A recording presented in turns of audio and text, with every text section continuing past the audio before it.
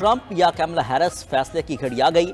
अमेरिकी सदारती दंगल में आसाब शिकन मुकाबला। New York, Florida, new Jersey, Virginia समेत 40 रियासतों में पोलिंग जारी। वोटिंग का वक्त सबसे पहले रियासत अडियाना और कैंटकी में खत्म होगा। अडियाना और कैंटकी में पाकिस्तानी वक्त के मुताबिक 4 बजे वोटिंग खत्म होगी। जनूबी कैरोलिना, वर्मोंट, वर्जीनिया और जॉर्जिया में पोलिंग 5 बजे बंद होगी। 6 बजे तक 20 से ज्यादा मशरकी और वस्ती रियासतों में पोलिंग खत्म होगी। साबिक अमेरिकी सदर ट्रंप ने फ्लोरिडा में वोट कास्ट कर दिया। मीडिया से गुफ्तगू में अपना सदर बनने का चांस 95% करार दे दिया। कहा, आज हम बहुत बड़ी बढ़तरी के साथ मैदान में उतरे हैं। लोग बाहर निकलें, वोट डालें, चाहे कितनी भी लंबी लाइन हो। अमेरिकी सदारती उम्मीदवार की सीक्रेट सर्विस पर तनकीद। बोले, देख रहा हूं अचानक सीक्रेट सर्विस फाल हो गई, बंदूकें सामने आ गईं। इंतखाबात शफाफ हुए तो नताइज तस्लीम करूंगा।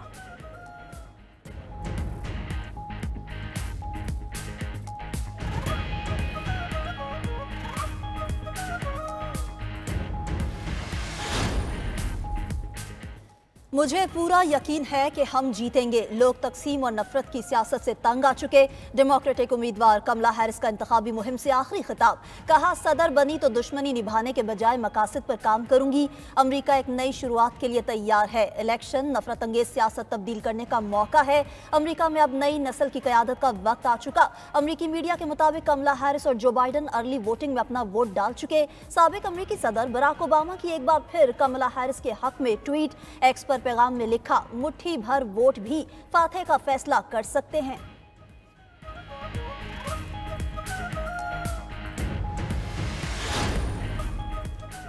अमेरिकी सदारती इलेक्शन के दौरान गड़बड़ की इत्तलात। अटलांटा की काउंटी फोल्टन में बम की इत्तला पर 5 पोलिंग स्टेशन खाली करा दिए गए। बम की इत्तला झूठी निकलने पर 30 मिनट बाद दोबारा पोलिंग शुरू की गई। रियासत पेंसिल्वेनिया में सॉफ्टवेयर खराबी वोटिंग में रुकावट बन गई। अदालत ने रियासत में वोटिंग के मुकर्रर वक्त में तौसीक कर दी। FBI ने अमरीकी इंतखाबात के दौरान रूसी मुदाखलत का दावा कर दिया। एक्स पर पोस्ट की गई धांधली की वीडियोस जाली करार दे दी। FBI का कहना है, अमरीकी इंतखाबात में रूस झूठे प्रोपेगेंडे में मुलविस पाया गया। धांधली की मजीद झूठी खबरें फैलाई जा सकती हैं। रूस अमरीकी इलेक्शन में वोटर्स को तशद्दुद पर उकसा सकता है।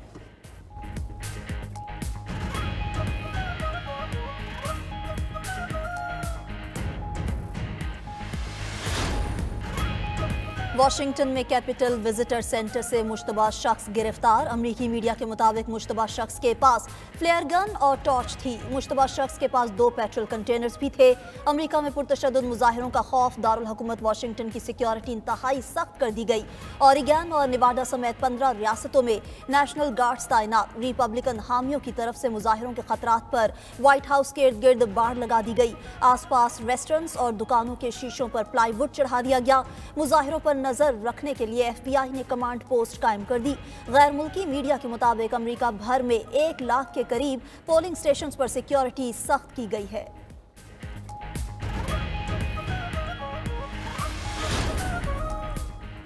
पाकिस्तानी नयाद अमरीकी शहरी भी इलेक्शन की मैराथन में शामिल। डेमोक्रेट की टिकट पर टेक्सास से सुलेमान लालानी और सलमान भोजानी की पोजीशन मजबूत। मिशिगन से डेमोक्रेट के टिकट पर आयशा फारूकी, न्यूयॉर्क से रिपब्लिकन टिकट पर आमिर सुल्तान उम्मीदवार हैं। पेंसिल्वेनिया से मरियम सबी और इरान बशीर ने भी मुकाबले में शामिल। फोर्ट बेंड काउंटी में रिपब्लिकन उम्मीदवार अली शेखानी भी जीत के लिए ख्वाहिशमंद। अमरीकी इंतखाबात में मुस्लिम वोटर्स की बड़ी तादाद हक राय दही इस्तेमाल कर रही है।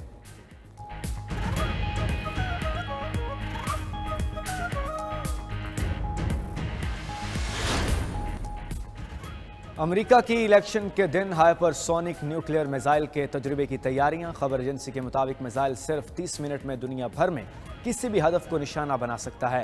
हाइपरसोनिक न्यूक्लियर मिसाइल का तजुर्बा चंद घंटों बाद किया जाएगा। हाइपरसोनिक न्यूक्लियर मिसाइल 4200 किलोमीटर का सफर 22 मिनट में तय करेगा। हाइपरसोनिक न्यूक्लियर मिसाइल की रफ्तार 15,000 किलोमीटर फी घंटा है। रूस कैलिफोर्निया से तकरीबन 5,900 और चीन 6,000 किलोमीटर दूर है। तीसरी आलमी जंग के खदशात और अमरीकी इंतखाबात के दिन मिसाइल तजुर्बा अहम है।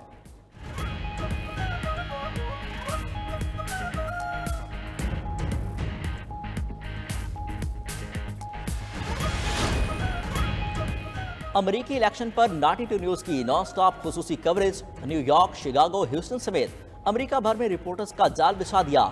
अमरीकी सदारती इलेक्शन की ताज़ा तरीन सूरत हाल देखिए सिर्फ नाटी टू न्यूज पर। डेमोक्रेटिक और रिपब्लिकन रहनुमाओं के अलावा साबिक सफीरों के जानिए पुरमार्क्स तजिए, नामवर तजियाकारों के बेलाग तबसरे भी हैं। सबसे बड़ी ट्रांसमिशन का हिस्सा 92 न्यूज़ हर लम्हा बदलती सूरत हाल से रख रहा है अपने नाज़रीन को बाखबर।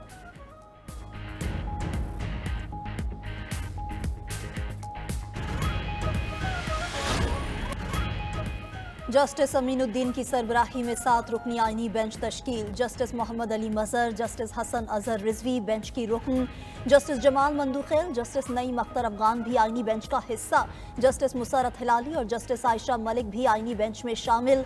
चीफ जस्टिस याहिया अफरीदी की जेर सदारत जुडिशल कमीशन इजलास में अहम फैसला। बेंच में पंजाब, सिंध और बलूचिस्तान से 2-2 जजेस, खैबर पख्तूनख्वा से 1 जज रखा गया।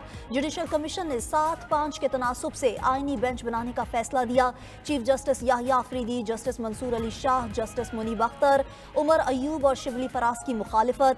इब्तदाई तौर पर आईनी बेंच का कयाम 2 माह के लिए किया गया। जुडिशल कमीशन इजलास का एलामिया भी जारी कर दिया गया। एलामिया के मुताबिक उमर अयूब ने कोरम कम होने की निशानदेही की। उन्होंने कहा कि कमीशन के एक रुकन मौजूद नहीं है। उनके एतराज़ पर कमीशन में वोटिंग कराई गई।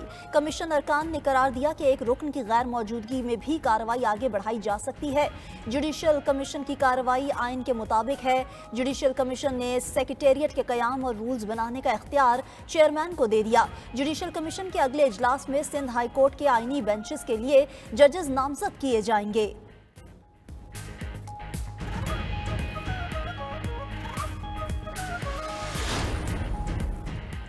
सुप्रीम कोर्ट के justice Aminuddin Khan practice and procedure committee के रुकन भी बन गए। Practice and procedure committee act के तहत आईनी बेंच के सरबराह कमेटी के तीसरे रुकन होंगे। Justice Jamal Mandokhel judicial commission के 13वें रुकन बन गए। आईनी बेंच के सरबराह जस्टिस अमीनुद्दीन खान पहले ही जुडिशल कमीशन के रुकन हैं। 26वीं आईनी तरमीम के मुताबिक आईनी बेंच का सरबराह पहले ही जुडिशल कमीशन का रुकन हो तो दूसरे नंबर पर मौजूद सीनियर जज मेंबर बनेगा। चीफ जस्टिस याहिया अफरीदी और सीनियर तरीन जज जस्टिस मंसूर अली शाह कमेटी के अरकान हैं।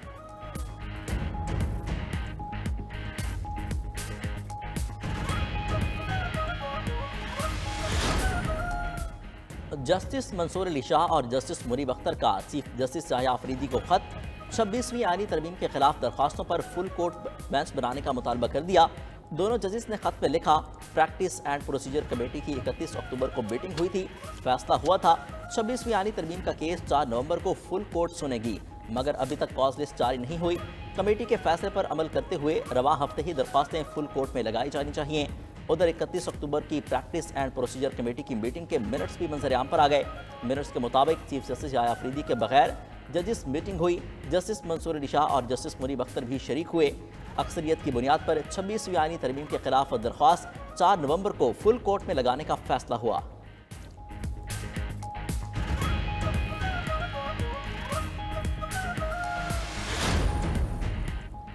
जस्टिस मुनीब अख्तर के खिलाफ सुप्रीम जुडिशल काउंसिल में शिकायत दायर। जस्टिस मुनीब अख्तर के खिलाफ आइन के आर्टिकल 209 के तहत दरख्वास्त दायर की गई। मतन के मुताबिक जस्टिस मुनीब अपने कॉन्डक्ट से अदलिया बिलखसूस सुप्रीम कोर्ट को नुकसान पहुंचा रहे हैं।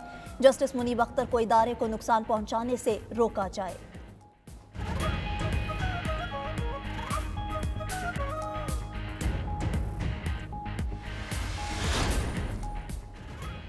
पीटीआई बानी चेयरमैन को बैरून मुल्क भजवाने की कोशिशें कर रही है। पीटीआई वाले खुद बैरूनी ताकतों को कह रहे हैं पाकिस्तान पर दबाव डालें, बानी चेयरमैन को रिहा करके बैरून मुल्क भेजा जाए।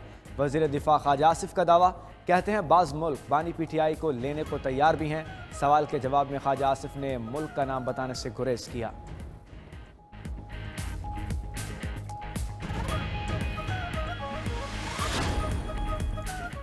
पीटीआई वफ्द की मौलाना फजलुर रहमान से मुलाकात। हुकूमत की हालिया कानून साजी पर तबादला ख्याल किया गया। असद कैसर की सरबराही में 3 रुकनी वफ्द की सरबराह JUI से मुलाकात हुई। Chairman PTI barrister Gohar speaker कौमी असम्बली अयाज सादिक से मिले। पार्लिमानी अमूर पूरे न होने पर तहफ़्फ़ुज़ात से आगाह किया।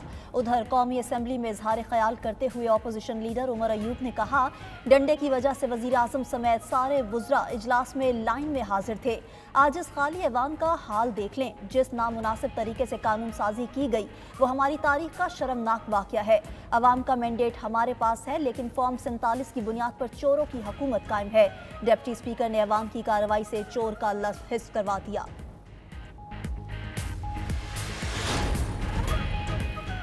लाहौर में शदीद स्मोक, जान के लिए बन गया रोग। सूबाई दारुल हुकूमत और गिरदोनवा में जहरीली स्मोक का राज बरकरार। आलूदा तरीन शहरों में लाहौर आज फिर सरे फहरिस्त। एयर क्वालिटी इंडेक्स 562 रिकॉर्ड किया गया। जहरीले धुएं के बाद सांस लेना मुहाल, आंखों में भी जलन। तिबी माहिरीन का शहरियों को मास्क का इस्तेमाल लाजमी करने का मशवरा। डॉक्टर्स ने स्मोक को सांस के मरीजों के लिए बड़ा रिस्क करार दे दिया। घरों से गैर जरूरी बाहर ना निकलने की भी हिदायत। इंटरनेशनल क्रिकेट काउंसिल ने अक्टूबर के लिए बेहतरीन खिलाड़ियों को नामजद कर दिया। Men's player of the month में पाकिस्तानी स्पिनर नुमान अली को नामजद किया गया। नुमान अली ने इंग्लैंड के खिलाफ आखिरी 2 टेस्ट मैचेस में 20 विकेटें हासिल की थीं। प्लेयर ऑफ द मंथ के लिए नुमान अली का मुकाबला जनूबी अफ्रीका के रवाडा और न्यूजीलैंड के मिचेल सेंटनर से है।